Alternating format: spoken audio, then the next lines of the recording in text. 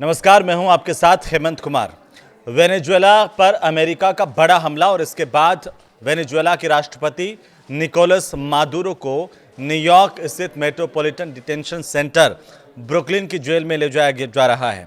ये सबसे एक्सक्लूसिव जानकारी और बड़ी खबर है और आज के इस वीडियो में इसी को लेकर के बात करेंगे कि कैसे आखिरकार यह अमेरिका की सबसे विवादित संघीय जेलों में से एक गिनी जाती है। दरअसल संघीय जज और मानवाधिकार संगठनों ने यहां के हालात पर गंभीर चिंता जताई है।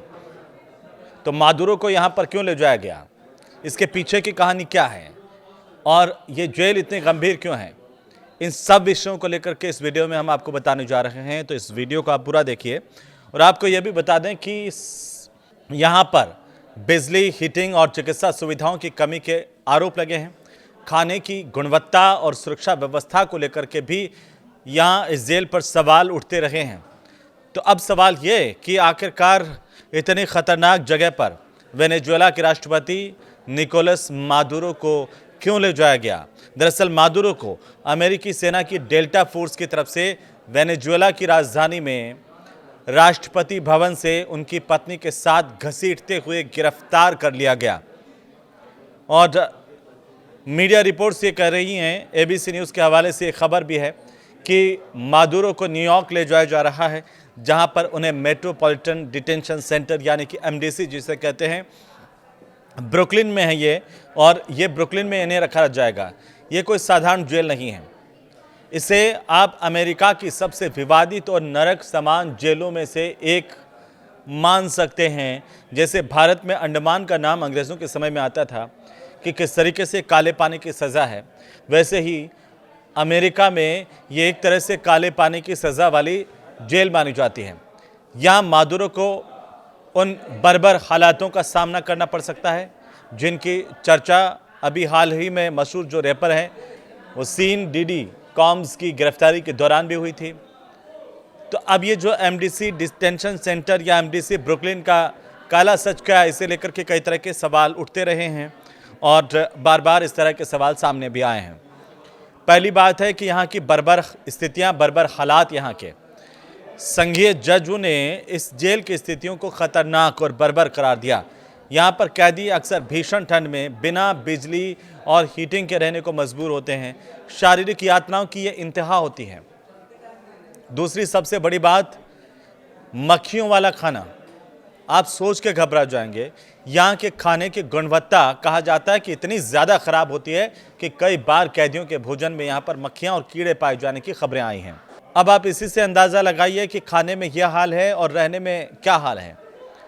तो कैदियों ने इसीलिए इसे अमानवीय बताया है, नारकीय बताया है। इसके अलावा यहीं तक बात सीमित नहीं है। तीसरी जो सबसे बड़ी इस डिटेंशन सेंटर की, इस जेल की ख़तरनाक बात है वो ये है कि यहाँ पर चूहों का आतंक है। अब यह भी कहा जाता है कि जेल के कोठरियों में चूहों का घूमना आम बात है। साफ सफाई यहाँ पर होती नहीं है और इस साफ सफाई के अभाव में और गंदगी की वजह से यहाँ पर जगह जगह बीमारियों के घर बन चुके हैं। चूहे हैं, दूसरे जो जीव हैं वो हैं। तो वो दरअसल कैदियों के लिए परेशानी का सबब है कि 24 घंटे आप चैन से सो भी नहीं सकते हैं। चौथी सबसे बड़ी बात, खतरनाक बात है, वो है हिंसा का बोलबाला, क्योंकि यहाँ के कैदियों के बीच में खूनी संघर्ष की घटनाएं आम होती है, अक्सर होती हैं। और हाल के महीनों पर अगर हम नज़र डालते हैं तो चाकूबाजी और मारपीट के कई वारदातों ने इसकी सुरक्षा को लेकर के गंभीर सवाल खड़े किए हैं। पांचवी सबसे खतरनाक बात यहाँ की है वो ये है कि मेडिकल सुविधा का यहाँ पर पूरी तरह से अभाव है। यहाँ जो कैदी बंद होते हैं उनको बुनियादी चिकित्सा सुविधाओं के लिए हफ्तों तक इंतज़ार करना पड़ता है, जो अंतर्राष्ट्रीय मानवाधिकारों का खुला उल्लंघन माना जाता है।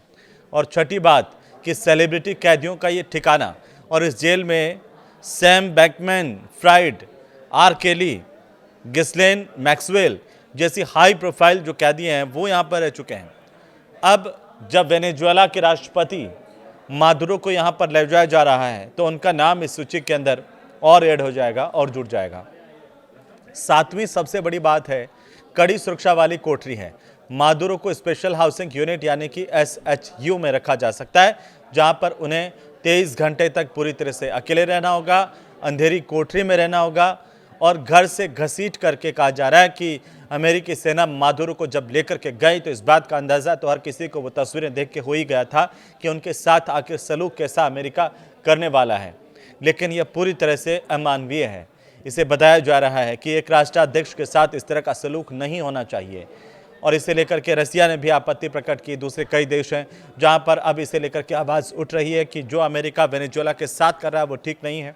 अमेरिका और वेनेजुएला दोनों देशों के बीच में तनाव को लेकर के एक सनसनीखेज दावा भी अंतर्राष्ट्रीय मीडिया में इस वक्त चल रहा है और वो कि अमेरिकी जो मीडिया रिपोर्ट्स हैं उनके हवाले से ये जानकारी सामने आई कि वेनेजुएला के जो राष्ट्रपति हैं निकोलस मादुरो, उनकी गिरफ्तारी को लेकर के विरोधाभासी बयान भी सामने आ रहे हैं। अब देखिए कि फॉक्स न्यूज़ को दिए गए इंटरव्यू में डोनाल्ड ट्रंप ने कहा कि मादुरो अंतिम दिनों में बातचीत चाहते थे और ट्रंप के हवाले से ही ये बताया गया कि उन्होंने किसी भी तरह की बातचीत से इनकार कर दिया। ट्रंप ने यह भी दावा किया कि पूरे ऑपरेशन को उन्होंने रियल टाइम में देखा है। उन्होंने ये भी कहा कि अमेरिकी पक्ष में मौत न होना बड़ी उपलब्धि रही। वहीं CNN के सूत्र ये कह रहे हैं कि मादुरो उनकी पत्नी को बेडरूम से घसीटकर निकाला गया।